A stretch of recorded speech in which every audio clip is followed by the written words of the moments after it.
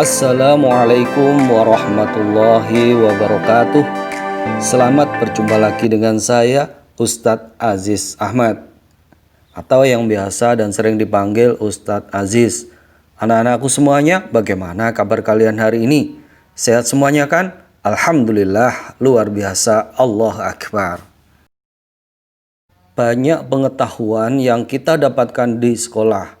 Oleh karena itu, kita harus bersyukur kepada Allah Subhanahu wa Ta'ala, dan semoga pengetahuan yang kita peroleh dapat memberikan manfaat bagi kita semuanya.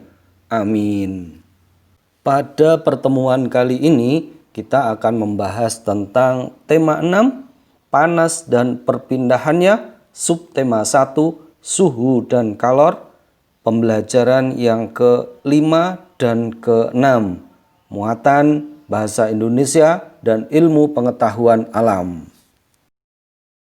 Anak-anak, agar kegiatan ini lebih bermanfaat, marilah kegiatan ini kita mulai dengan membaca Bismillahirrahmanirrahim.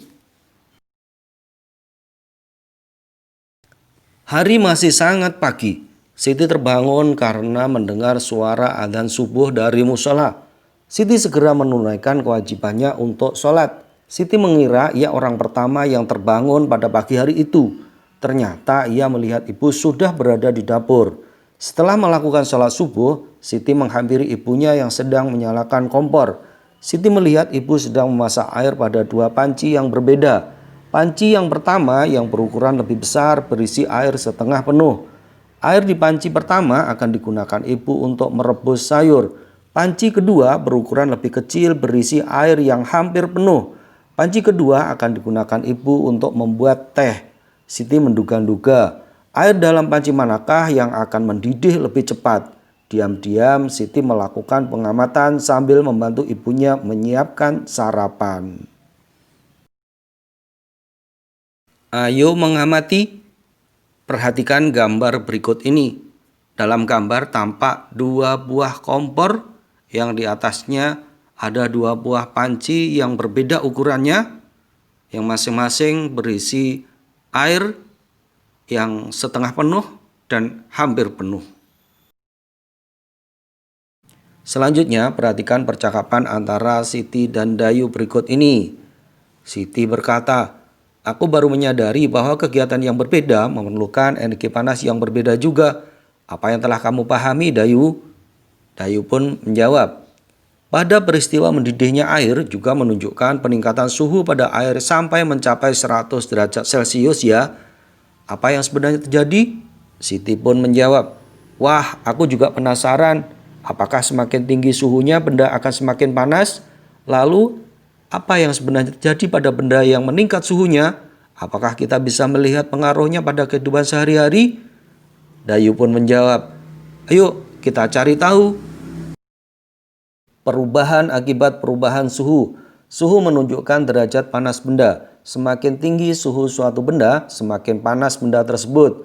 Suhu menunjukkan energi yang dimiliki oleh suatu benda. Energi panas dapat mengubah benda. Beberapa benda akan mengalami pemuaian. Pemuaian panas adalah perubahan suatu benda yang dapat menjadi bertambah panjang, lebar, luas, atau berubah volumenya karena terkena kalor atau panas. Tetapi sebaliknya, benda dapat mengalami penyusutan. Penyusutan adalah perubahan suatu benda yang menjadi berkurangnya panjang, lebar, dan luas karena terkena suhu dingin. Pemuaian dan penyusutan bisa terjadi pada logam, udara, dan air. Berikut ini adalah beberapa contoh pemuaian dan penyusutan benda karena perubahan suhu dalam kehidupan sehari-hari. 1. Pemasangan kaca jendela. Pernahkah kamu mengamati posisi kaca yang terpasang pada jendela? Atau mungkin kamu pernah melihat proses pemasangan kaca jendela yang dilakukan oleh tukang kayu. Para tukang kayu selalu merancang ukuran bingkai jendela yang sedikit lebih besar dari ukuran sebenarnya. Mengapa harus demikian? Hal ini dilakukan oleh tukang kayu dengan tujuan untuk memberikan ruang pemuaian pada kaca saat terkena panas. Jika bingkai jendela tidak diberi ruang pemuaian, maka ketika terkena panas akan mengakibatkan kaca menjadi retak atau bahkan pecah. Selain itu, untuk menghindari keretakan kaca saat ada bunyi yang menggelegar seperti ketika ada petir atau bunyi keras lainnya. Berikutnya yang nomor 2, ban sepeda atau motor dan mobil. Tahukah kamu apa yang terjadi ketika kamu memompa udara terlalu banyak ke dalam ban sepedamu? Jika ban sepeda motor, dan ban mobil diisi udara terlalu banyak, maka ban akan mengeras dan menjadi tidak nyaman dikendarai. Selain itu, mengisi udara terlalu penuh ke dalam ban sepeda atau mobil akan membahayakan pengemudinya. Ban yang diisi terlalu banyak udara dapat meletus dan dapat mengakibatkan kecelakaan. Hal ini disebabkan karena udara dalam ban dapat memuai karena panas. Berikutnya yang nomor 3 adalah kawat atau kabel listrik dan telepon. Apakah kamu pernah memperhatikan bahwa kawat atau kabel telepon dan listrik terlihat mengendur dan tidak tegang? Hal ini dilakukan dengan tujuan agar kawat atau kabel tidak putus pada malam hari ketika mengalami penyusutan. Selain itu, agar kawat atau kabel tidak putus jika tertimpa oleh pohon yang tumbang. Berikutnya adalah yang nomor 4, pemuaian yang terjadi pada gelas kaca. Pernahkah kamu melihat sebuah gelas kaca yang tiba-tiba pecah atau retak ketika dituangi air panas? Hal ini terjadi karena adanya pemuaian yang tidak merata pada bagian gelas. Oleh karena itu, disarankan agar tidak menuangi gelas basah atau gelas dingin dengan air panas yang baru mendidih. Berikutnya nomor 5 adalah pemuaian pada sambungan rel kereta api. Sambungan pada rel kereta api dibuat ada celah antara dua batang rel. Hal ini dilakukan untuk memberikan ruang muai sehingga saat terkena panas, rel tersebut tidak melengkung. Rel yang melengkung akan membahayakan gerbong kereta yang melewatinya. Selanjutnya, nomor 6, penggunaan termometer. Tahukah kamu cara menggunakan termometer klinis atau termometer badan? Termometer akan ditempelkan ke beberapa bagian tubuh seperti dalam mulut atau ketiak. Tujuannya adalah untuk mengukur suhu panas tubuh. Setelah beberapa lama, cairan di dalam termometer akan naik karena terjadi pemuaian setelah mendapatkan panas dari tubuh. Cairan akan berhenti pada angka tertentu untuk menunjukkan suhu tubuh. Ketika termometer tidak digunakan, akan kembali turun karena mengalami penyusutan. Berikutnya, ayo membaca. Tanggung jawab warga negara. Pernahkah kamu mendengar kata-kata bijak berikut? Maju mundur suatu bangsa tergantung tanggung jawab warga negaranya. Apakah yang dimaksud dengan tanggung jawab? Menurut Kamus Besar Bahasa Indonesia, tanggung jawab adalah keadaan untuk menerima akibat dari suatu perbuatan, baik yang dilakukan sendiri maupun yang dilakukan bersama dengan orang lain. Oleh karenanya, tanggung jawab warga negara berhubungan dengan perannya di dalam masyarakat. Tanggung jawab warga negara terhadap bangsa dan negaranya dilaksanakan dengan cara melakukan hak dan kewajibannya sebagai warga negara. Pelaksanaan hak dan kewajiban warga negara harus sesuai dengan Undang-Undang Dasar Negara Republik Indonesia tahun 1945. Apa saja tanggung jawab warga negara Indonesia? Warga negara Indonesia antara lain mempunyai tanggung jawab untuk memahami dan mengamalkan nilai-nilai dalam Pancasila. Warga negara Indonesia juga bertanggung jawab untuk menjaga persatuan dan kesatuan bangsa agar tidak terpecah belah. Sebagai seorang siswa, kamu pun memiliki tanggung jawab. Salah satunya adalah menaati peraturan yang telah ditetapkan, baik oleh sekolah maupun oleh negara sesuai peranmu sebagai seorang siswa. Peraturan sekolah harus dijalankan dengan nilai-nilai yang terkandung di dalam sila-sila dalam Pancasila. Peraturan sekolah juga harus sejalan dengan peraturan dan undang-undang yang berlaku di Indonesia. Seorang siswa hendaknya bertanggung jawab untuk mengamalkan nilai-nilai dalam Pancasila. Nilai sila pertama, ketuhanan yang Maha Esa, dengan menunjukkan rasa hormat kepada teman-teman yang berbeda keyakinan dan dengan menjalankan kegiatan keagamaan sesuai dengan keyakinannya.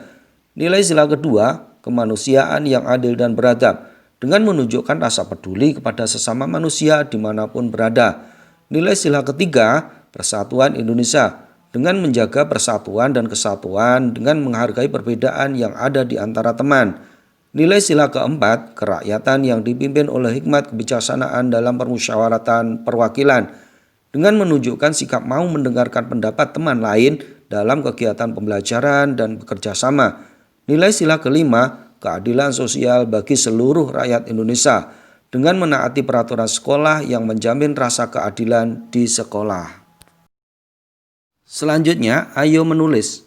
Marilah kita cari judul dan kata kunci serta isi dari setiap paragraf dari bacaan di atas. Judul bacaan di atas adalah tanggung jawab warga negara. Kata kunci pada paragraf pertama adalah tanggung jawab warga negara serta masyarakat. Isi dari paragraf pertama adalah tanggung jawab adalah keadaan untuk menerima akibat dari perbuatan. Berikutnya, kata kunci pada paragraf kedua adalah tanggung jawab warga negara, hak dan kewajiban. Isi dari paragraf kedua adalah tanggung jawab warga negara dilaksanakan dengan cara melaksanakan hak dan kewajibannya. Berikutnya, kata kunci pada paragraf ketiga adalah siswa tanggung jawab menaati peraturan Pancasila. Selanjutnya, isi untuk paragraf ketiga adalah siswa bertanggung jawab menaati peraturan yang telah ditetapkan. Berikutnya paragraf keempat, kata kuncinya adalah siswa mengamalkan nilai Pancasila. Isi dari paragraf tersebut adalah siswa bertanggung jawab untuk mengamalkan nilai-nilai Pancasila. Berikutnya, rangkailah isi-isi bacaan dari setiap paragraf di atas untuk menjelaskan isi bacaan secara keseluruhan. Tuliskanlah dalam satu paragraf pemahamanmu tentang bacaan dengan bantuan diagram di atas. Gunakan kalimat yang benar dan kata-kata baku dengan tepat. Jawabannya seperti ini. Tanggung jawab adalah keadaan untuk menerima akibat dari perbuatan. Tanggung jawab warga negara dilaksanakan dengan cara melaksanakan hak dan kewajibannya. Siswa bertanggung jawab menaati peraturan yang telah ditetapkan. Siswa bertanggung jawab untuk mengamalkan nilai-nilai Pancasila.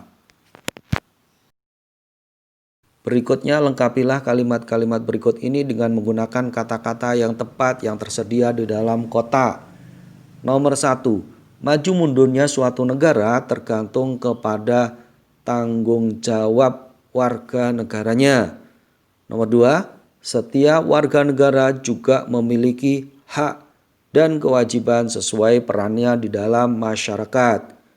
Berikutnya nomor 3, setiap warga negara Indonesia mempunyai tanggung jawab untuk memahami dan mengamalkan nilai-nilai dalam Pancasila sebagai dasar negara Republik Indonesia. Berikutnya yang nomor 4, tanggung jawab untuk menghormati perbedaan keyakinan teman dan anggota masyarakat sesuai dengan pengamalan nilai Pancasila sila pertama. Nomor 2, menghargai pendapat orang lain merupakan salah satu cara untuk menjaga persatuan dan kesatuan bangsa Indonesia yang juga merupakan pengamalan sila keempat Pancasila.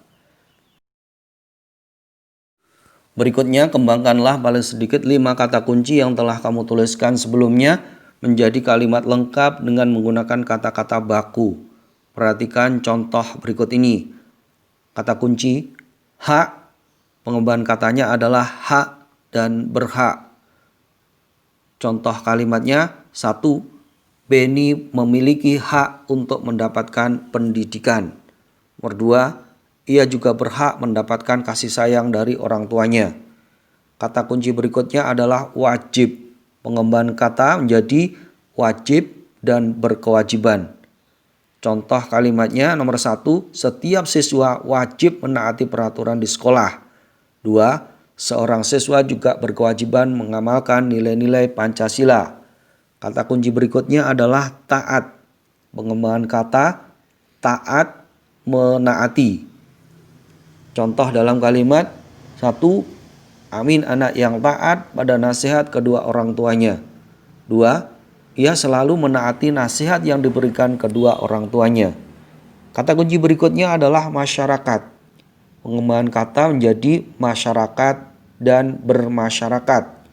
Contoh kalimatnya: setiap anggota masyarakat harus melaksanakan kewajibannya. Yang kedua, hak dan kewajiban harus dilaksanakan secara seimbang dalam masyarakat. Kata kunci berikutnya adalah negara. Pengembangan kata menjadi negara dan bernegara. Contoh kalimatnya adalah negara menjamin hak-hak warga negaranya. 2.